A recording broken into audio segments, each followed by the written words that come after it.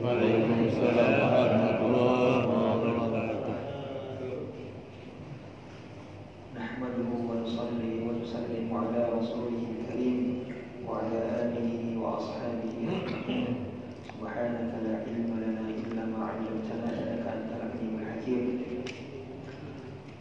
Wa ba'du.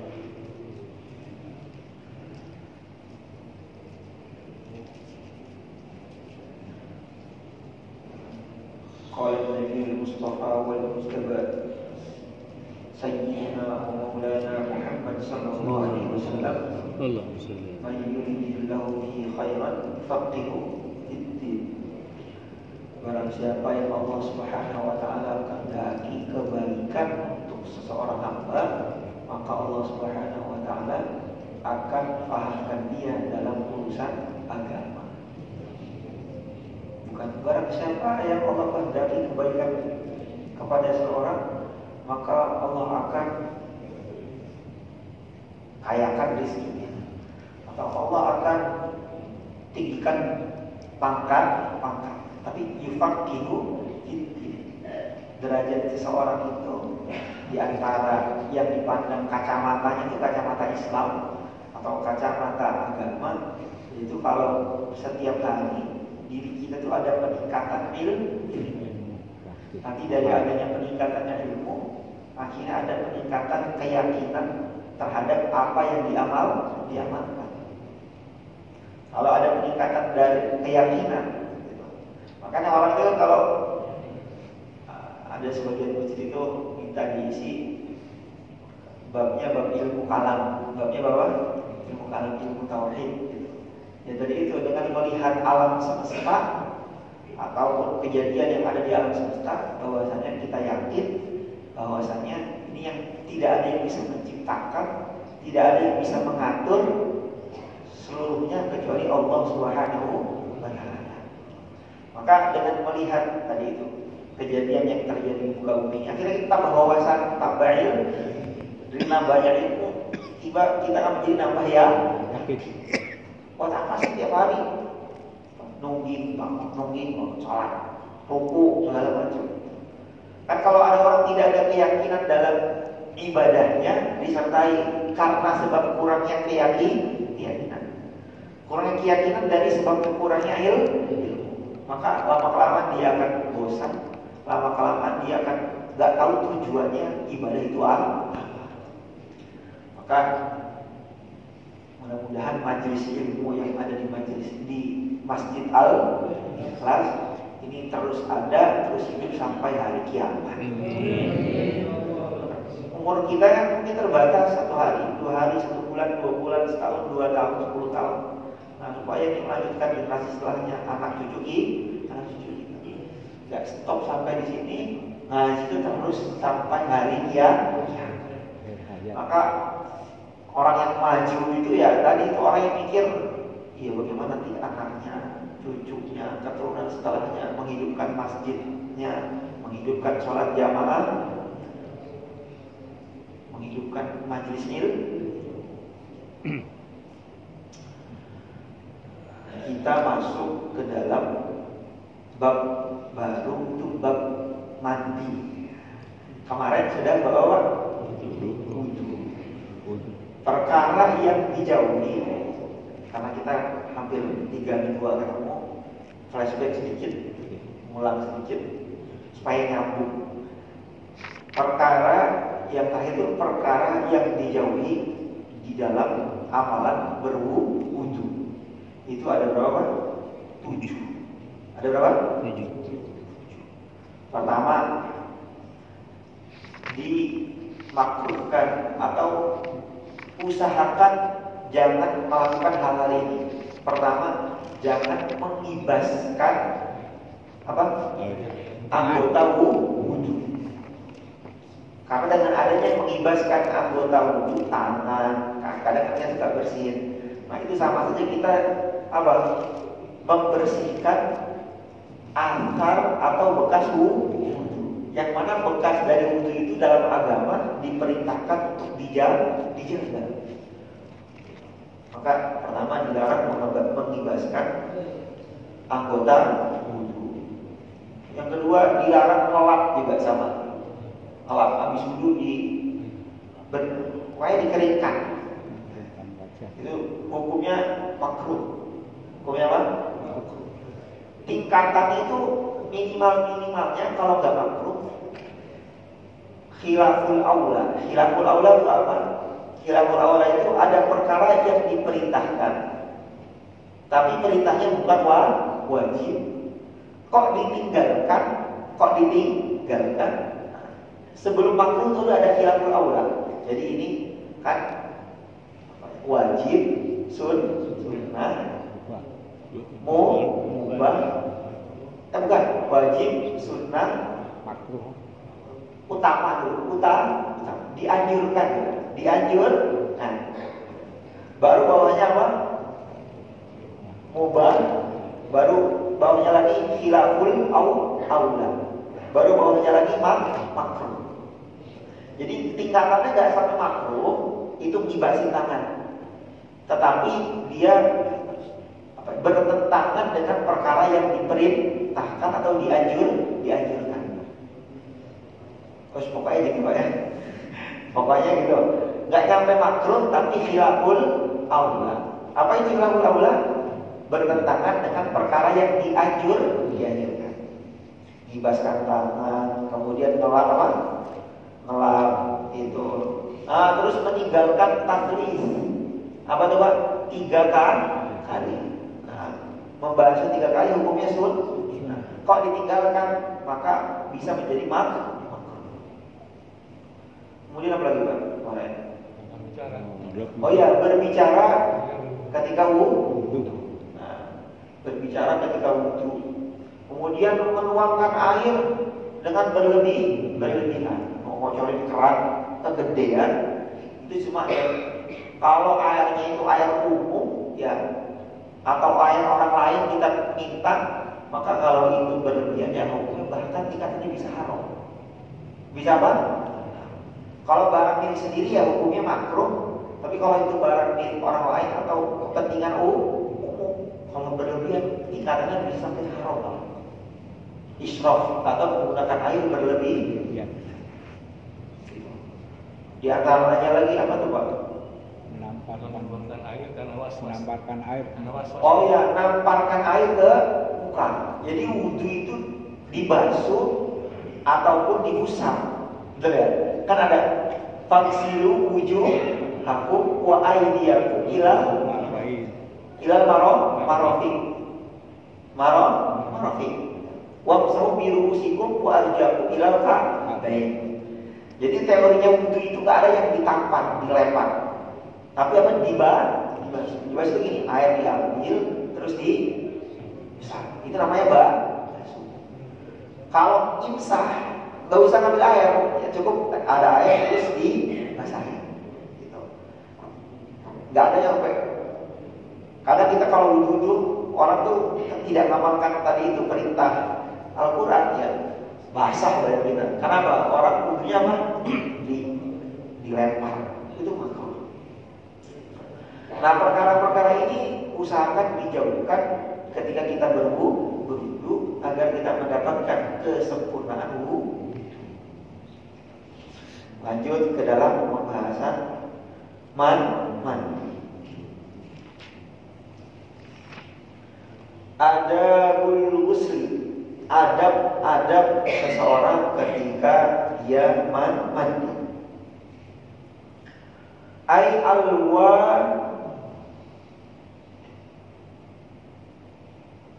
al-wajibi wal masnuni. Jadi adab-adab ini dilaksanakan baik mandinya itu mandi wajib atau mandinya mandi sunnah. Nah, sebelum masuk bab mandi dalam Islam itu ada namanya dosa besar, ada namanya dosa kecil. Orang kalau dengan istighfar, kemudian dengan sedekah, atau dengan apalagi Pak, melakukan kebaikan, maka apa? Maka dia akan diampuni dari dosa. Nah, para alim ulama itu kebanyakan dosa yang diampuni disebabkan melakukan kebaikan itu rata-rata sepakatnya ulama itu rata-rata dosa-dosa kecil. Yang dihapuskan hanya dosa-dosa kecil. Walaupun tidak menutup kemungkinan rahmat Allah besar, dosa besar itu masuk. Tetapi di sini ada notis dari ulama. Jadi ibadah yang dilakukan yang itu keuntungannya menghapuskan dosa, itu rata-rata dosanya dosa kecil. Istighfar. Kalau kita butuh kan ada yang padanya. Barang siapa butuh dengan sempurna maka apa? Dosa-dosa bercucuran dari anggota air yang netes dari anggota tubuh. Nah itu dosa-dosa apa? Nah untuk dosa-dosa besar itu khusus cara ngapusinnya, yaitu apa? Dengan bertaubat. Contohnya orang dosa besar itu apa? Curi, kemudian apa lagi? Berzina, alhamdulillah. Kemudian apa lagi? Minum. Di samping meninggalkan itu semua, perlu ada taubat khusus.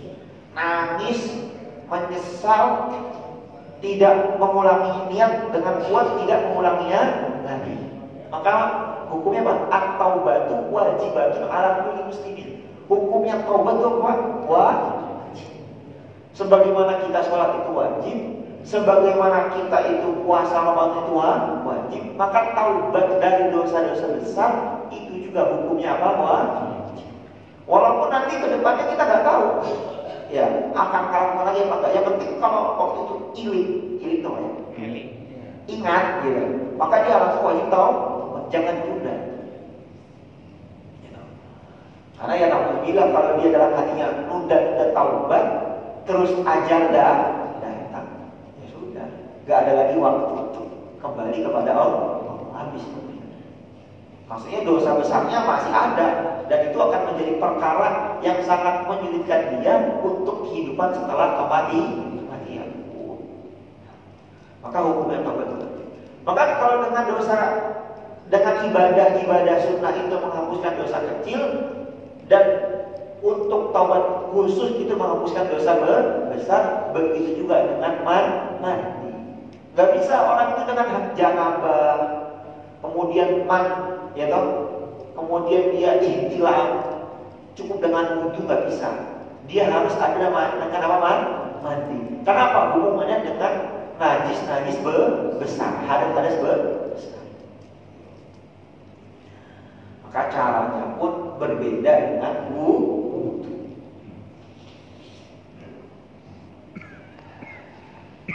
Fa'idha asobatka janabatun, apabila mengenai engkau janabatun junub. Junub itu di sini diterangkan minih tilamin. Pertama untuk laki-laki itu dengan adanya mimpi. Mimpi apa sih? Istilah mimpi junub ya. Mimpi basah. Mimpi apa? Basah. Yang umur 40 tahun ke atas masih mimpi basah nggak? Habis nggak film. Apa basah beneran?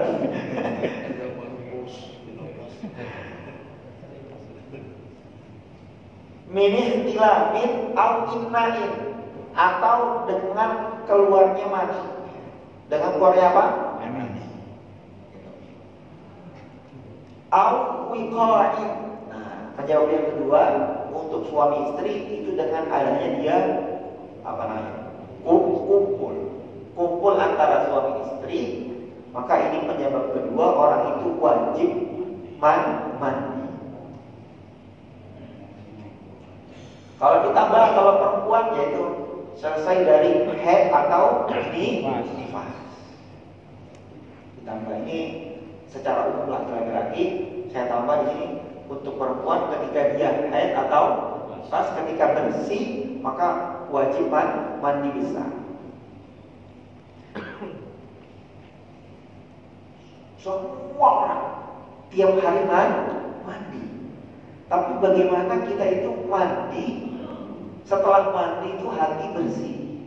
Setelah mandi itu semakin semangat ibadah. Ya tadi itu mandinya sesuai dengan yang dicontohkan oleh yang mulia baginda Nabi Muhammad sallallahu alaihi wasallam. Kalau mandinya udah sesuai yang dicontohin baginda Nabi, sudah sesuai dengan fikih yang diterapkan dalam mazhab masing-masing, mazhab Maliki, Hanafi, beda-beda itu. Maka insya Allah tadi itu dia mandinya tidak hanya sekedar mandi, tapi juga membersihkan hati. Fakut al-ina ilal muktasab. Ambillah, saya buat bahasa kita aja. Ambillah wadah yang diisi air, kemudian bawa ke tempat mandi.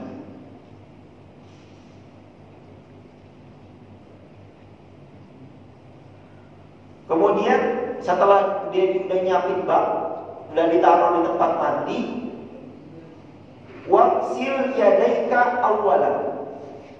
Bukan buka baju, blak blak blak blak. Enggak. Waksil yadaika awalan. Cuci apa? Tangan. Tangan. Makanya orang itu kalau lagi bangun dari tidur, dalam hadis itu sebelum wudu apa? Cuci tangan. Karena kita nggak tahu fi aina batat yada. Kita nggak tahu tangan kita tuh habis pegang-pegang apa, takut kena najis atau bagaimana. Maka pertama apa? Cuci. Misalnya kita habis nggak kerasa lagi bangun tidur, sebelum kita nggak kerasa ya, tiba-tiba pegang najis, takutnya entah kotoran apa gitu. Nanti kalau orang wudu itu langsung ya berarti kalau tangannya belum suci berarti apa? Berarti ya dia sudah menyebarkan najis ke wajahnya, ke tangan. Maka terutama kalau orang bangun dari tidur jangan langsung cuci tangan. Nah orang setelah tadi itu, setelah dia diwajibkan mandi dengan alasan-alasan tadi, maka jangan langsung jebar-jebur, tapi apa? Cuci tangan. Waksil yadaika awalan talatan. Pertama, cuci tangan dulu 3 kali. Summastanji kama marro. Kemudian nggak langsung guyur, istinja dulu. Istinja. Perkara orang tuh kan biasanya kalau buang hajat ke WC, biasanya hajat itu belum tuntas, belum apa? Tuntas. Maka dengan adanya istinja yang bersih itu menuntaskan kotoran-kotoran yang belum bersih. Maka nggak langsung istinja dulu, bersihin tempat-tempat kotornya, tempatnya keluarnya najis atau keluarnya mani, dibersihkan. Tadi cuci tangan. Yang kedua apa? Istinja. Wa azil ma'ala badanika ai jasadika. Yang ketiga, bersihkan seluruh kotoran yang ada pada badan. Orang tuh kalau janabah mesti badannya kotor. Maka kotoran-kotoran yang nempel di badan tidak langsung jebar-jebur, tapi bersihkan dahulu. Min qadarin, dari kotoran-kotoran yang menempel dari pada anggota tubuh. Kemudian setelah itu gimana Pak? Itu ngapain kira-kira? Nyiram badan. Habis itu warna-warna, ambil air wudu. Apa? Jadi istinja dulu, baru ambil air wudu. Karena kalau orang itu wudu dulu, habis itu apa? Wudunya batal nggak? Batal. Maka itu cuci tangan, kemudian bersihkan kotoran yang nempel di badan, semua bersihin semua, di sini semua bersihin, udah bersih, udah istilahnya tidak ada kotoran, baru ambil air. Wudunya bagaimana? Wa tawaddu kama sabaqa fi wudu'ika lis-shalah. Wudu sebagaimana wudunya mau sholat. Berarti gimana Pak wudu sholat? Umur, terus apa? Istinsyaq, semua lakuin. Nanti istinsyaq, matmatot, umur ataupun masukkan air ke mana? Ke hidung. Itu ketika mandi sunnah lagi. Jadi di sini nanti dikatakan di bab setelahnya itu Istimsyak ataupun kumur-kumur ataupun masukkan air ke hidung itu sunnah mustaqilah ketika mandi. Sama-sama disunahkan. Nah, setelah dia wudu, fi wudu'ika lis-shalah ma'a jami'id da'awat wa akhir ghusla qadamaika. Nah, wudu ini udah sampai mulai dari kumur-kumur selesai. Wa akhir qadamaika. Jangan dulu basuh kaki. Jadi basuh kaki kapan Pak? Terakhir. Nah, ini cara yang pertama. Sebenarnya ada 3 cara. Cara yang pertama ya tadi ini wudu. Setelah step 1, step 2, step 3 maka wudu. Setelah wudu kaki jangan dibasuh. Yang kedua caranya wudu kemudian langsung sempurnakan wudunya dengan membasuh kaki. Kadang ada orang bingung, ini buat apa sih basuh kaki diakhiri buat kapan? Ya memang Nabi dalam hadis ya mengerjakannya seperti itu. Ya basuh kaki, ya juga tidak basuh kaki. Kemudian boleh juga wudunya belakangan. Mandi baru terakhir apa? Wudu. Nah, ini dianjurkan. Maknanya apa? Wudu itu boleh diamalkan di awal, boleh juga di akhir. Nah, setelah dia wudu, kama sabaq fi wudu kali sholat ma'ajabid da'wat kaila yadi'ul ma. Kenapa membasuh kaki itu diakhirkan setelah mandi? Kaila yadi'ul alma, kata beliau, supaya tidak menyia-nyiakan air. Karena orang itu kan kalau mandi, ya kan, misalnya dia basuh kaki ketika wudu, nanti pas mandi basuh kaki lagi, berarti 2 kali basuh kaki. Maka kata beliau, udah basuh kaki terakhir aja, supaya apa? Supaya tidak menyia-nyiakan atau tidak mubazir dalam penggunaan air. Setelah wudu secara sempurna, fa idza faragta minal wudu'i. Nah, selesai wudu, anggaplah kita wudunya selesai. Wudunya selesai, fasubba al-ma'u ala ra'si. Baru selesai wudu, angkat tuangkan air ke kepala. Salatan sebanyak 3 kali. Nah, ini saya jelaskan sedikit. Wal mu'tamad kata Imam Nawawi. Imam Nawawi ini termasuk ulama besar dalam mazhab Syafi'i. Wal mu'tamad yang pendapat yang kuat, kata beliau. Pendapat yang kuat ketika orang mandi apa? Annal afdola yang terutama, yang terafdol ba'da firaqil wudu'i, setelah orang itu apa? Wudu. Anta ta'ahada ma'atifaka. Itu lekukan apa? Tubuh itu dibersihin. Nah, kenapa? Karena orang itu kadang karena dia punya sifat was-was, akhirnya dia ragu. Ini apa ya? Lempitan tangan, lempitan kaki itu kenapa enggak? Maka kata beliau, setelah wudu, sebelum nyiram, lempitan ya biasanya. Lempitan tubuh, kaki, tangan, kemudian belakang, semuanya itu dibasahin, dibersihin. Setelah dia membersihkan lempitan tubuh,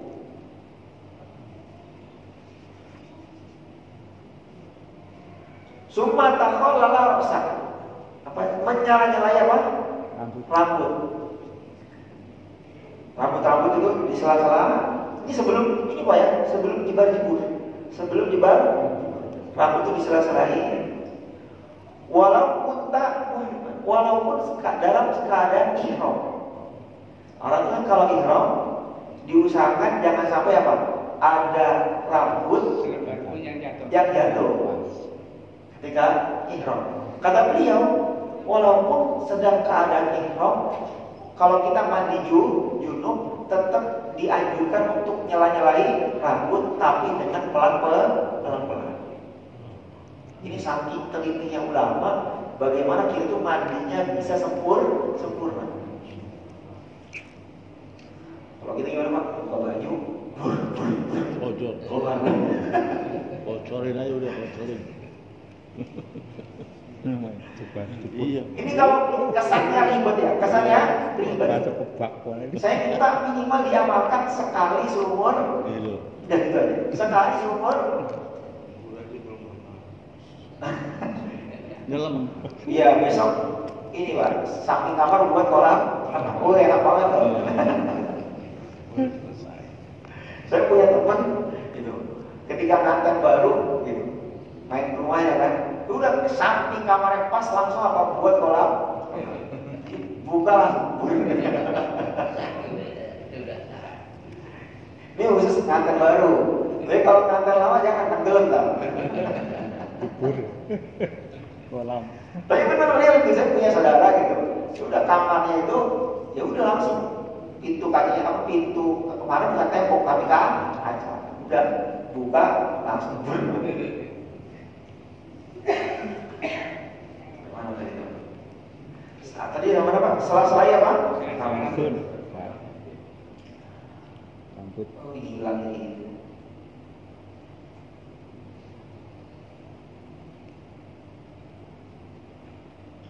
Nah, birifin ingkana alaihi sya'run bi an tadkhula asabi'akal al-ashraf fihi. Jadi, mohon maaf ya. Jadi, ketika orang itu dia mandi sebelum dia nyiram, tadi itu ambil air terus dia giniin rambutnya. Dia basahin setiap apa? Sela-selanya. Kayak orang keramas gitu loh, Pak. Kayak orang apa? Keramas. Sela-selain semuanya udah bersih. Kemudian setelah rambutnya disela-selai, walau karena kalau Ibnu Hajar sumata dulu kamu salasan. Nah, setelah dia sela-selai rambut, baru dia gosok-gosok badan yang perlu digosok, bersihin, pokoknya pelan gitu. Jadi kayak orang ini apa? Kayak orang apa ya? Gak keburu-buru gitu mandi itu. Summa tasubbal ma'a ala raksik, baru setelah itu apa nih? Buyur kepala dengan air. Jadi urutannya ringkasnya cuci tangan. Setelah cuci tangan ngapain Pak? Apa? Istijah. Tadi ini penting nih istijah. Terus yang ketiga apa? Oh? Ya, lekuk-lekuk tubuh. Jadi orang tuh istilahnya setelah melakukan praktek ini dia juga dulu dalam keadaan yakin sudah bersih. Gitu. Tadi setelah meneliti bagian tubuh segala macam, baru setelah bersih tubuh dia ambil wudhu. Nah wudhu boleh kakinya diakhirkan, boleh selesaikan secara sempurna. Setelah dia wudhu, baru dia apa? Siram air ke kepala berapa kali? 3 kali. Kemudian wa anta nawin raf'al hadathi. Nah, ketika membasuh apa tadi? Menyiram air di kepala, maka dari situ baru niat apa? Mandi janabah. Jadi bukan dari sini mandi janabah, tapi ketika apa? Membasuh basuhan yang pertama. Nah, setelah itu summa ala syiqqikal aiman salatan. Basuh kepala 3 kali, baru basuh bagian kanan, bagian badan yang sebelah kanan. Kanan 3 kali. Summa ala aisar, baru yang kiri 3 kali. Ini cara yang pertama kalau nyiram badan. Ada cara yang kedua. Cara nyiram badan. Pertama apa? Tadi kan basuh kanan, basuh kiri. Cara yang kedua, basuh badan bagian kanan yang depan. Setelah depannya rata, basuh bagian kanan yang belakang. Kalau udah depan belakang itu sudah rata, baru basuh bagian kiri yang depan. Kalau sudah rata, baru basuh bagian kiri yang belakang. Ayo, udah showernya lain selesai. Maksudnya gini, ketika shower itu jatuh, arahkan dulu bagian kanan. Ini Ini bukan masalah ribet, bukan. Nabi ngajarinnya seperti ini. Nabi ngajarinnya seperti ini kalau mandi. Kemudian summa wadluk ma akbala min badanika wa ma adbar. Nah, setelah diguyur bagian depan, kanan, kiri segala macam sudah lengkap, baru gosok badan kita tanpa menyentuh kemaluan. Kalau itu kemaluan, wudunya tadi batal apa? Batal, ulang lagi. Gitu. Karena tadi, kenapa kita nggak usah menyentuh kemaluan? Karena sudah bersih di awal. Gitu. Maka kalau tadi di awal perlu bersihkan dengan sabun, pakai sabun nggak apa-apa. Gitu. Udah bersih, baru tadi itu setelah gosok-gosok badan, semuanya selesai. Salah. Gosok 3 kali. Berarti depan 3 kali, belakang 3 kali. Pokoknya apa aja? Mulai dari zaman wudhu di awal kumur-kumur 2 bulan lalu sampai mati semuanya salahan. Innallaha witrun yuhibbul witr. Allah itu maha tunggal, menyukai perkara-perkara yang ganti.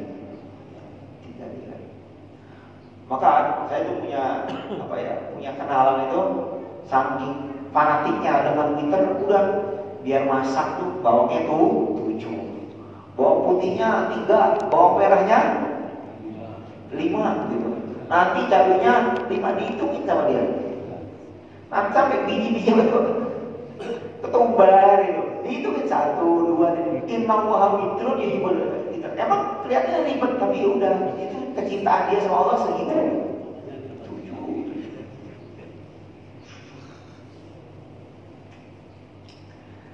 Maka tadi itu mulai dari nyiram rambut, nyiram badan, gosok badan, semuanya diusahakan dilakukan 3 kali.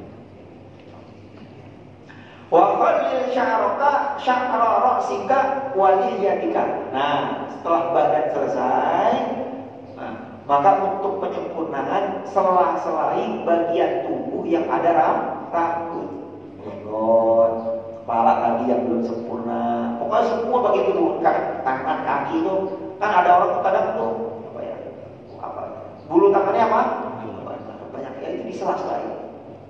Usahakan masuk air.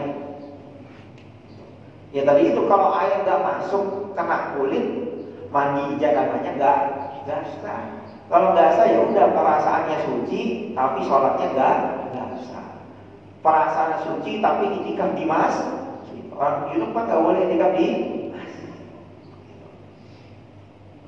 Nah kemudian setelah menyela-nyelai anggota tubuh yang ada rambutnya, wa usil ma'a ila ma'atifil badani ila ma'atifil badan, itu usahakan air itu merata pada setiap lekuk-lekuk badan. Usahakan dari air semua atas semuanya. Wa manabitish sya'ri ma khaffa minhu wa ma kathfa. Setelah air itu nyentuh anggota badan, juga jangan lupa air juga menyentuh seluruh anggota tadi yang ada tubuh rambut semuanya. Wahdar an tamassa dzakaraka ba'dal wudu. Usahakan ini udah selesai mandi atau ketika mandi, usahakan ihdar an tamassa dzakaraka ba'dal wudu. Hindari menyentuh kemaluan ketika dalam proses sedang mandi atau sedang mandi. Fa in asabathu yadaka fa'aidil wudu.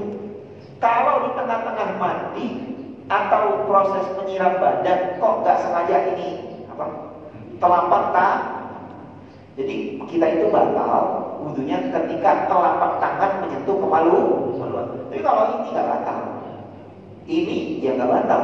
Pokoknya selagi ini nyentuh kemaluan, baru wudunya batal. Maka kalau bersihin tadi itu kemaluan dengan bagian nggak batal. Yang batal itu bagaimana? Menyentuh dengan telapak. Maka apa? Kalau tangan kita itu apa? Main asabat kaya dakar ma'ai diluduh, maka ulangi wudu.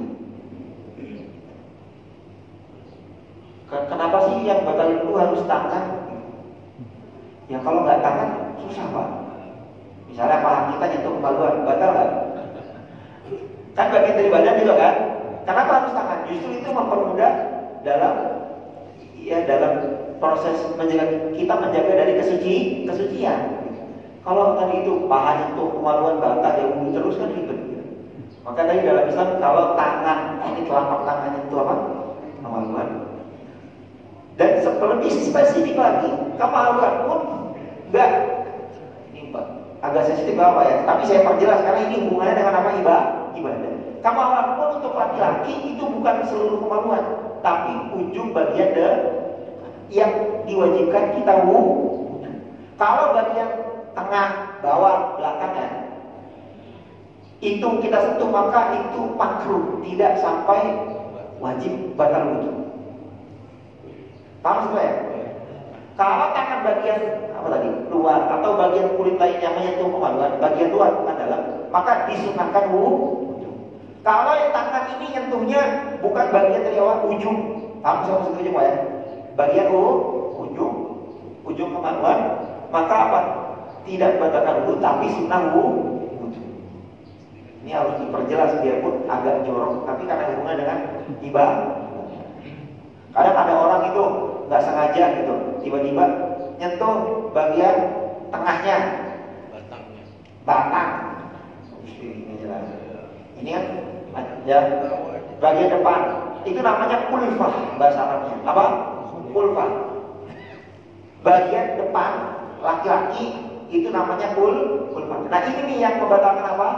Wudhu. Kalau bagian sini atau bawah atau sekitarnya itu tidak membatalkan wudhu. Kalau dibungkus ya. Apa? Dibungkus biar nggak batal. Dibungkus lakban gitu. Jadi nggak. Harus ya. Kalau masih buluk nggak apa-apa. Dilakban. Biar nggak. Kalau perempuan itu perkara yang nampak ketika jongkok itu kemaluannya. Kadang-kadang orang perempuan itu ragu.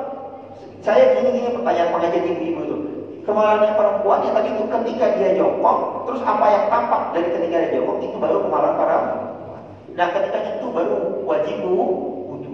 Dan itunya pun dengan apa? Telapak tangan bagian dalam. Sampai sini jelas Pak?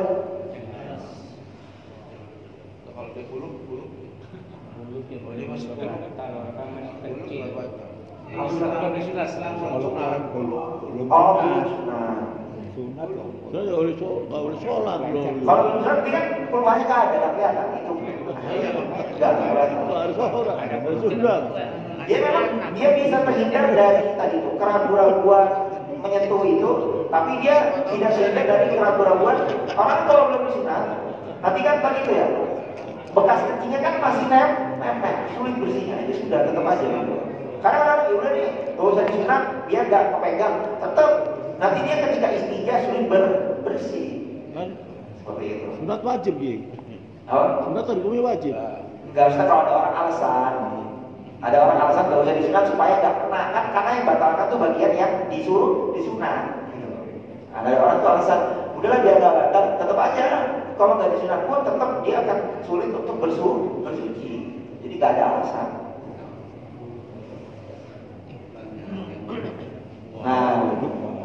Sunat itu. Nah sekarang ini sampai jam berapa kita masih pasang saja ya? Sekarang modelnya ngebut ya. Nah setelah dia sempurna tadi ya, membasuh badan seluruhnya, lempitan-lempitan, rambut-rambut, semua kotoran bersih, dan diusahakan jauhi dari memegang kemaluan ketika mandi karena sudah wudhu. Nah kalau udah wudhu terus kita pegang sengaja, namanya nanti wudhu lagi, namanya sengaja menyia-nyiakan air. Maka kalau kita gini udah, Pak kalau mandi itu apa namanya? Kalau nggak megang itu susah gitu. Ya udah nggak usah wudhu, wudhunya ditaruh di akhir. Wudhunya taruh di mana? Di akhir. Jadi nggak usah wudhu 2 kali. Cuman minimal sekali seumur hidup. Pernah ngalamin ini. Wal fardiyatu wal faridatu min jumlati dzalika kulli. Nah, Setelah semuanya, maka beliau merangkum. Sekarang sebenarnya yang wajib itu yang mana, yang sunnah itu yang mana? Ketika orang itu mandi. Wal fariidatu min jumlati dzalika kulli, dari keseluruhan yang sudah kita baca tadi, yang difardukan yang pertama an-niyatu adalah niat. Jadi prakteknya banyak tuh panjang. Yang fardu itu yang mana bingung? Maka belum merinci. Yang fardu itu yang pertama apa? Niatnya kapan Pak? Ketika pertama kali mengguyur air ke saya niat mandi besar fardhu lillahi ta'ala. Berarti kok yur belum niat, berarti mau 1000 basuhan belum dihitung mandi. Gitu. Seperti mana wudu. Mau sampai kaki segala macam, tapi dia niatnya di awal. Nawaitul wudu'a lirafil hadasil asghar lillahi ta'ala. Wudu. Pas buka dia nggak lihat lagi, langsung. Mau sampai kaki wudunya sama enggak? Enggak. Karena titiknya niat wudu saya ulang ketika kita membasuh wajah, bukan ketika apa? Sama juga ketika mandi, titik niatnya ketika awal basuh nyiram kepala. Maka tadi treatment atau cara-cara cuci tangan itu belum niat, cuci tangan, gosok-gosok, istinja, semuanya itu belum niat. Nah, pas basuh pertama baru niat mandi besar. Niat. Yang kedua, wa izalatun najasati. Yang wajib itu apa? Menghilangkan kotoran-kotoran najis. Ini yang wajib. Yang kedua, menghilangkan najis-najis yang menempel. Yang ketiga, wasti'abul badan bil muslim, meratakan seluruh apa namanya? Air mengenai seluruh tubuh, anggota tubuh. Ini yang wajib ketiga.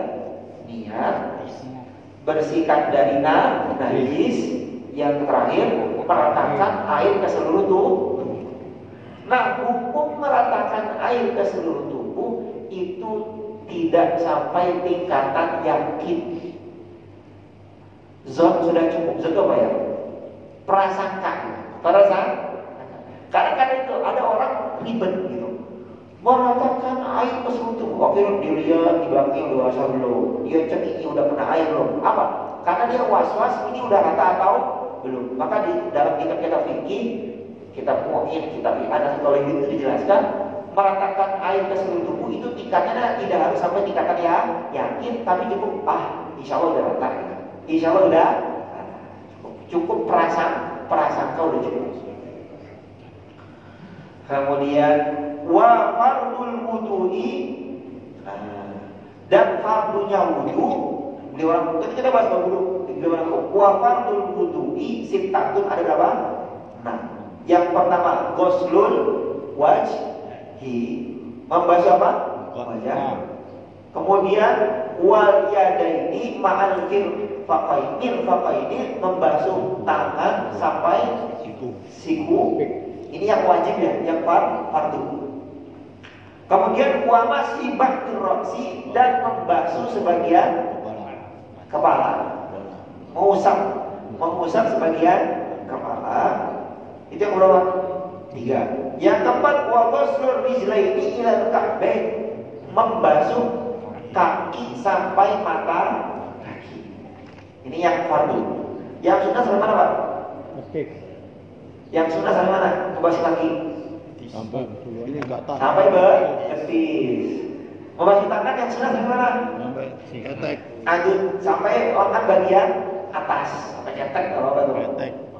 Makin banyak makin bagus. Terus wa masu ba'dir ra'si tadi udah kabeh. Ya, marratan. Berapa kali? 3 kali. 1 kali 1 kali. Yang wajib. Jadi yang 2 itu sunnah, yang 3 itu sunnah. Basuhan yang kedua itu sunnah, yang ketiga itu bukan istri 2 sunnah, istri 3 sunnah, Pak. Basuhan pertama wajib, basuhan kedua sunnah, basuhan ketiga sunnah. Biar melek dikit, Pak. Biasanya bapak-bapak tuh kalau diomong gitu melek, ya tarian tuh melek lagi. Iya. Nah, Yang terakhir ma'an niyati, disertai niat, wa tartibi dan tertib. Jadi nggak bisa anggota wudu itu dirubah, kaki dulu baru wajah, terus tangan dulu baru wajah, nggak bisa, harus tertib. Tertib itu hukumnya wajib, nggak bisa ngasal. Tadi apa teman? Wajah, tangan, disertai niat, kedua tangan, kepala, kaki, terus tertib. Iya, membasuh satu kali yang fardu. Yang 2 dan 3 itu basuhan. Nah, kemudian wa ma'adaha, nah, perkara dari yang selain disebutkan tadi. Yang mandi ada berapa? 3. Yang wudu ada 6. Nah, selain perkara itu kan banyak tadi, meratap nyala-nyalain 3 kali semua. Selain itu termasuk apa? Sunnatun muakkadatun, sunnah yang dikuatkan, sunnah muakkad. Fadluha kathirun, katanya. Keutamaannya itu banyak, wa thawabuha jazilun, dan melaksanakan sunnah-sunnah yang sudah disebutkan, sunnahnya wudu, sunnahnya mandi, fadluha, keutamaannya itu kathirun kemudian apa? Wa thawabuha jazilun, dan pahalanya juga besar. Wah, ini yang penting ini part terakhir penting. Melaksanakan sunnah itu keutamaannya banyak, pahalanya besar. Ditambah lagi wal mutahawanu biha khasilun. Orang yang menganggap sunnah itu perkara yang remeh atau perkara yang biasa, apa? Khasirun, adalah orang yang rugi. Nah, udah sunnah ini. Nah, kok ada kata-kata itu keluar dari mulut? Maka dia hakikatnya adalah orang yang paling rugi. Gimana tidak rugi? Dia tidak mendapatkan keutamaan, dia tidak mendapatkan ganjaran yang begitu besar. Contoh nih, saya buat biar pas. Barang siapa yang wudu dengan sempurna. Maksud sempurna itu apa? Apakah hanya cukup fardu 6? Apakah wudu dengan sempurna? Apakah cukup dengan fardu 6? Wudu sempurna itu apa? Ya tadi itu, wudu dengan mengamalkan fardu-fardunya dan menyempurnakan sunnahnya. Maka apa? Maka setiap dari tetesan yang jatuh akan menggugurkan dosa. Kalau tetesannya 1000, ya dosa 1000-nya jatuh. Ini apa syaratnya? Wudu sempurna. Maka tadi itu, orang yang meremehkan perkara yang disunahkan itu adalah orang yang secara pasti adalah orang yang rugi. Nah, ditambah lagi, ini yang lebih bahaya lagi. Orang yang tadi meremehkan sunnah rugi. Bal huwa al-mutahawan bi asli faraidihi mukhatir. Yang lebih bahaya, orang yang meremehkan sunnah, dia tidak hanya rugi, yang kedua, dia berbahaya di dalam kesempurnaan melaksanakan yang fardu. Sebentar, Pak. Kalau orang meremehkan sunnah, pertama dia rugi, yang kedua dalam pengamalan fardunya itu dikhawatirkan tidak dalam tahap sempurna. Kalau orang sholat zuhur, sholat apa? Zuhur sendiri di mana? Di rumah. Sama orang sholat zuhur berjamaah di masjid. Kira-kira perasaan hati itu lengkap mana, Pak? Lengkap mana hatinya? Laki-laki ya? Ya. Ada yang kurang, betul nggak? Kurang. Berat banget kalau masjid. Terus ditambah lagi, orang yang sholat jamaah di masjid dengan orang yang sebelum sholat jamaah dia melakukan qobliyah apa? Zuhur. Hati lengkap mana, Pak? Qobliyah zuhur. Ditambah lagi setelah qobliyah zuhur dia apa? Zikir. Setelah sholat zuhur dia zikir. Setelah itu dia sholat. Hati itu makin kuat gak Pak? Kuat. Gitu. Maka semakin ibadah tadi Pak, ibadah sunnah itu ditinggalkan, maka ibadah pokok atau ibadah fardunya itu dalam tingkatan kekhawatiran. Khawatiran apa? Tidak dalam taraf sempurna. Kalau ibadah fardu gak sempurna, kira-kira sah atau enggak? Ibadah fardu tidak sempurna, kira-kira sah atau enggak? Enggak. Nih, misalnya contoh kecil. Dalam membasuh tangan disunahkan saya mana? Sampai bukan disunahkan. Lengan bagian atas. Nah kalau orang apa sih lengan bagian atas sunnah aja kok. Yang fardu mana? Sampai siku. Ada nggak kemungkinan orang kalau basuh tangan cuma sampai siku, sikunya nggak sempurna? Ada nggak kemungkinan? Ada. Makanya teorinya apa? Orang kalau meremehkan sunnah, pertama dia rugi, yang kedua ada kemungkinan basuh tangannya tidak sempurna. Kalau basuh tangan tidak sempurna, otomatis ibadahnya tidak sah. Kalau dia mengamalkan sunnah, contohnya membasuh tangan sampai mana? Sampai lengan bagian atas. Kira-kira ada nggak kemungkinan sikunya nggak basah? Ada nggak kemungkinan? Nggak ada. Nah, berarti kesimpulan beliau, kalau orang mengamalkan sunnah, pertama dia untung, yang kedua ibadah fardunya pasti sempurna. Karena orang basuh kaki harus sampai betis. Tadi itu, kalau orang basuh kaki cuma sampai mana? Mata, kaki, ya udahlah betis sunnah. Ada kemungkinan dia tidak sempurna dalam membasuh kaki. Maka lebihkan supaya apa? Pahalanya besar. Yang kedua ibadah fardunya pasti sempurna. Mas Pak? Nah terus, fa inna nawafila jawabirul lil faraid, kata beliau. Karena ibadah-ibadah sunnah jawabir, apa itu? Menambal kekurangan daripada ibadah-ibadah yang real. Zohirah tadi contohnya tangan, kaki, kita bisa iya ya. Orang kalau mampu sunnah pasti basuh tangannya sempurna, pasti basuh kakinya sempurna. Gitu. Itu yang perkara yang tampak, apalagi perkara yang tidak tampak. Contohnya, ketika orang sholat fardu, mungkin gak dia mulai dari takbir sampai salam khusyuk kepada Allah? Bisa nggak Pak? Nggak bisa. Nah itu cara takbirnya gimana? Yaitu sholat sunnah qobliyah, sholat sunnah ba'diyah. Abis sholat jangan langsung kelencing, ini nggak Pak? Kabur, duduk dulu istighfar, sholawat, udah mau bareng-bareng mau sendiri terserah, mau tasbihan. Itu apa? Itu jawabir, menambah kekurangan kita dalam ibadah. Awal. Kalau datangnya mepet-mepet, buat masjid sendiri. Komatnya disesuaikan dengan keinginan sendiri. Guyeng Pak, usahakan dapatnya jangan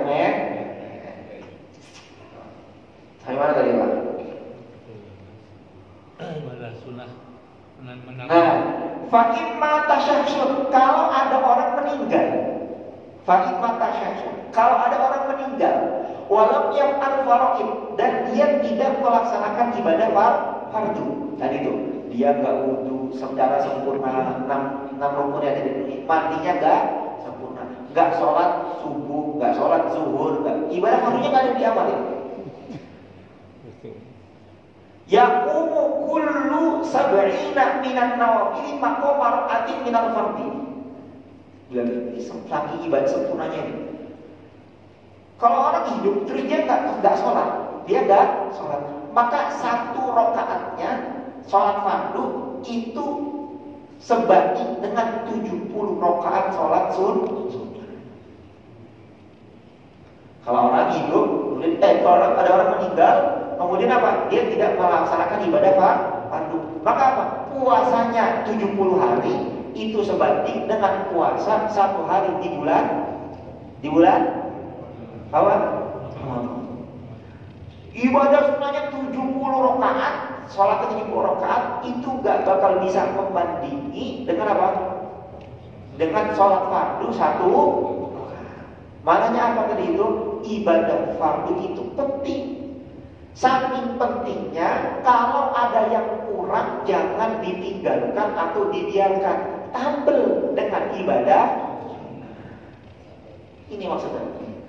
Jadi Islam itu secara keseluruhan, mau yang fardunya, mau yang sunnahnya, mau yang haramnya, mau yang makruhnya ditinggalkan, ya.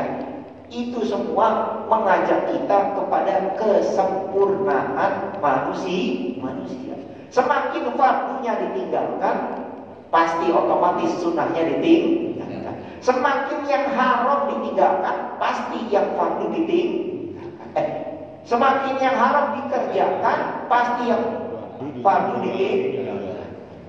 Maka kesempurnaan Islam itu dituntut. Kenapa sih wudhu harus ribet begini, mandi? Itu sunnah-sunnah semua amalkan. Karena itu mendorong kita untuk bisa tingkatan menyempurnakan ibadah fardu. Kalau ibadah fardunya sempurna, sudah dia menjadi ibadah orang yang paling beruntung. Pahala sholatnya sempurna, pahala zakatnya sempurna. Maka kenapa sih yang sedekah 2.000 tiap pagi itu kenapa? Ya tadi itu, supaya kita terdorong untuk melakukan zakat yang fardu.